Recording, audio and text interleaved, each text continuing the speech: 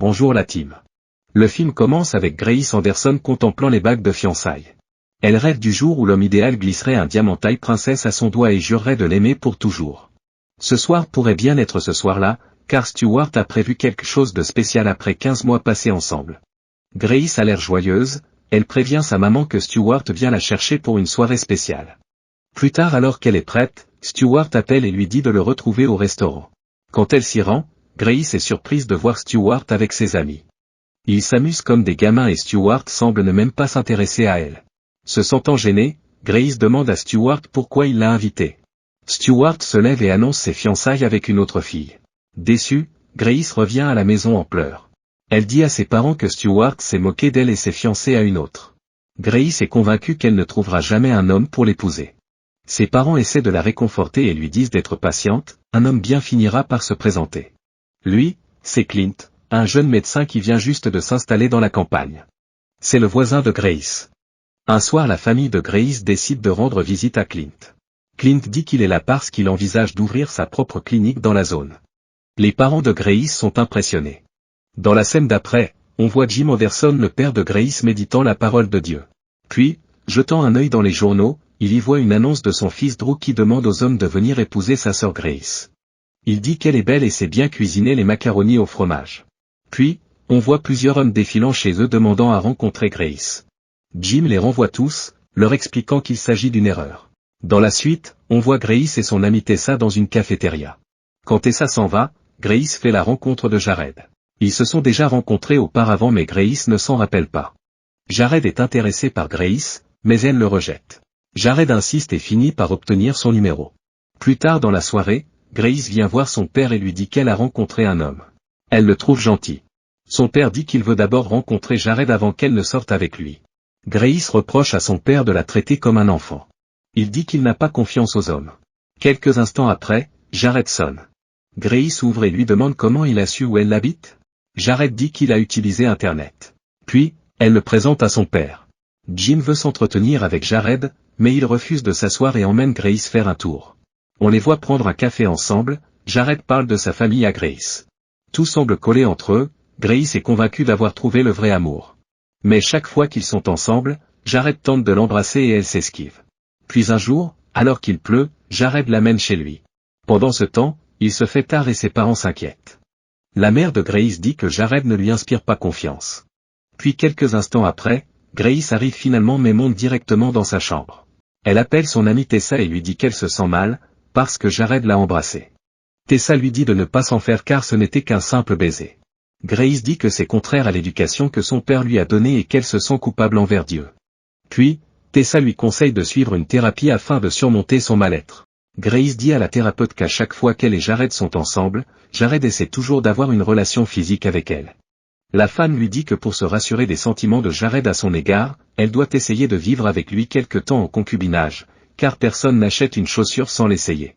Sur ces paroles, Grace se lève et s'en va toute déçue. Plus tard, on voit Grace qui travaille sur un projet de décoration qu'elle doit présenter à l'école comme devoir. Mais son jeune frère Drew renverse accidentellement le café sur ses papiers. Emportée par la colère, Grace dit des paroles méchantes à Drew, mais regrette aussitôt ses mots. Elle essaie de rattraper Drew pour s'excuser, mais Drew se fait heurter par une voiture et a un choc à l'épaule. Heureusement, leur voisin Clint est là. Il intervient et s'occupe de Drew. Grace se sent coupable et s'enferme dans sa chambre. Plus tard, elle parle à ses parents de ce qui s'est passé avec Jared. Elle dit qu'il veut juste profiter d'elle. Puis elle demande à ses parents pourquoi est-il si compliqué de trouver le véritable amour. Ses parents lui répondent de cesser de courir après l'amour mais de laisser à Dieu le soin de guider vers elle l'homme idéal qu'elle cherche. Dans la scène suivante, on voit Grace sortant d'une librairie. Jared l'ayant vue se rapproche d'elle et demande pourquoi elle est si distante ces derniers temps. Grace lui dit qu'elle préfère qu'ils mettent fin à leur relation, car elle ne veut pas avoir de rapports intimes avant le mariage. Déçu, Jared lui souhaite bonne chance. Grace plonge dans la lecture des bouquins parlant de Dieu. Elle en fait son passe-temps, au point de s'endormir sur ses livres. Dans la scène d'après, on voit son amie Tessa entrant dans une cafétéria. Elle est involontairement bousculée par Clint. Il s'excuse mais Tessa tombe sous son charme. Elle écrit immédiatement à Grace et lui dit qu'elle a rencontré un bon gars. Dans la suite, on voit Jim et ses fils discutant à propos de la prochaine récolte. Leur moissonneuse est en panne et Jim n'a pas d'argent pour la réparer, alors il prévoit de faire une récolte manuelle. Puis Clint arrive et se propose de les aider à moissonner. Il va prendre une semaine de congé dans son travail afin d'aider Jim dans son champ. Mais quelques jours avant le début de la moisson, Clint vient voir les parents de Grace et leur avoue qu'il aime Grace et demande leur permission afin de sortir avec elle. Ah oui, j'avoue que c'est un peu bizarre comme procédure, mais bon. Les parents de Grace apprécient sa démarche et n'hésitent pas à lui accorder leur bénédiction. Il se rapproche de Grace, et lui déclare son amour. Il dit qu'il aimerait même l'épouser. Mais que si elle n'est pas d'accord, qu'elle l'accepte au moins comme amie. Grace accepte les avances de Clint. Dans les scènes d'après, on les voit de plus en plus ensemble. Un jour, Tessa vient voir Grace et s'en prend à elle. Elle dit que Grace lui a volé son mec. Mais Grace dit qu'elle ne savait pas que c'était de Clint que parlait Tessa quand elle lui a annoncé qu'elle avait rencontré un bon gars. Et puis de toute façon, elle ne peut plus rompre avec lui car leur relation est bien trop avancée maintenant. Tessa se fâche contre Grace et promet de ne plus jamais lui adresser la parole.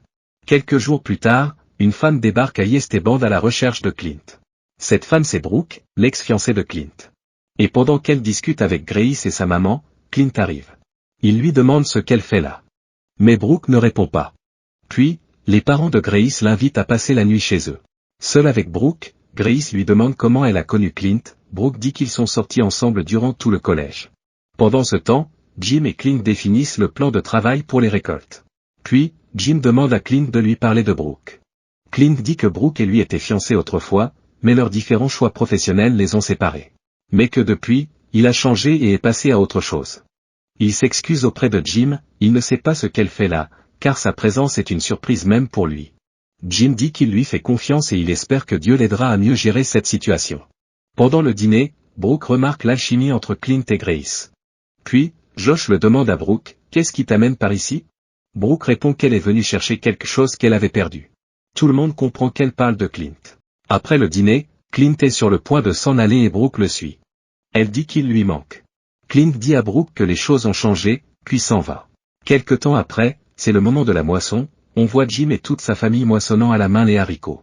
Puis de loin, ils aperçoivent Clint avec la moissonneuse. Il a réussi à la dépanner grâce au service d'un de ses amis. Toute la famille est contente et le remercie pour son aide immense. Avec son engin, Jim termine sa moisson plus tôt que prévu et décide à l'occasion d'organiser une fête des récoltes. Et pendant cette fête, il organise un jeu de tir aux pigeons. Presque tout le monde y participe et ils semblent tous heureux. Mais Brooke ne supporte pas de voir Grace et Clint ensemble. Alors elle s'éloigne d'eux. Puis elle rencontre Jared, l'ex de Grace qui est aussi venu à la fête. Et ensemble, ils complotent afin de séparer Grace et Clint. Brooke vient dire à Grace que son père a besoin de son aide au magasin. Ce qui lui laisse le champ libre avec Clint. Dans le magasin, Grace tombe sur Jared. Elle lui demande ce qu'il fait là. Jared dit qu'il aimerait qu'il recommence sur de bonnes bases. Mais Grace dit qu'elle est déjà engagée dans une autre relation. Entre-temps, Clint aperçoit le père de Grace dans les parages et comprend aussitôt la supercherie de Brooke, et lui dit de définitivement rentrer où elle est venue. Puis il vient chercher Grace, mais Jared s'en prend à lui et les deux se battent. Jim intervient et vire Jared de ses terres. Il demande aussi à Brooke de partir, mais elle dit qu'elle ne partira que si Clint accepte de venir avec elle. Clint s'excuse et emmène Brooke avec lui. Quelques jours après, Grace est inquiète et envoie un mail à Clint, elle espère qu'il reviendra vers elle. Pendant le dîner, elle demande à son père pourquoi Dieu les a d'abord unis si c'était pour les séparer plus tard. Son papa lui dit de garder la foi, si Clint est l'homme que Dieu a choisi pour elle, lui-même le ramènera vers elle. Dans la scène suivante, on les voit aller en camping en forêt. Et pendant qu'ils sont là, Clint fait une surprise à Grace. Il s'excuse auprès d'elle, puis, lui fait sa demande en mariage. Elle accepte et est toute heureuse.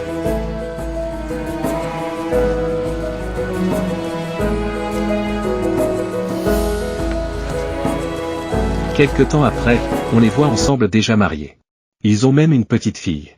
Tout est bien qui finit bien. J'espère que vous avez kiffé. Mettez un like si c'est le cas et n'oubliez pas de vous abonner si vous ne l'avez pas encore fait.